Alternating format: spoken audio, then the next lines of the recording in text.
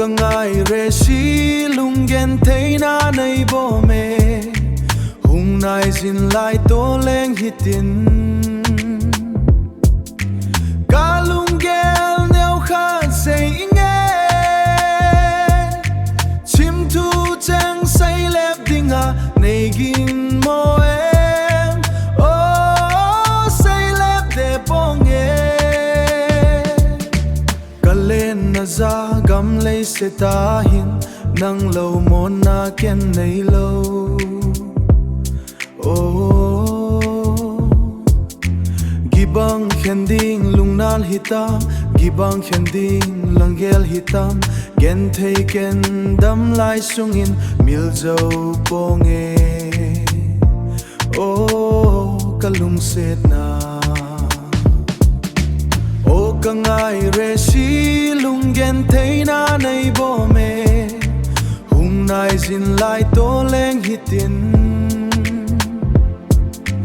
ka lungel neu khan sei inge chim tu chang sai lep dinga nei gin mo em oh sai lep de ponge mite banga thep na nei hileng khena ding lungel pon na te oh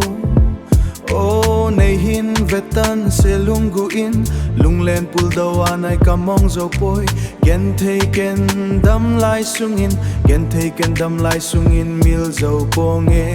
oh kalung set na Aw Kangai Reshi lungen thei na nei bo me hung nai zin lai to leng hitin ka lungel neu khan sei inge chim tu chang sai lep dinga nei gin mo em oh sai lep de ponge lung lai pa cha reshi kana tin lai dang leng hitan na te na kana de hen lung set kinep na tho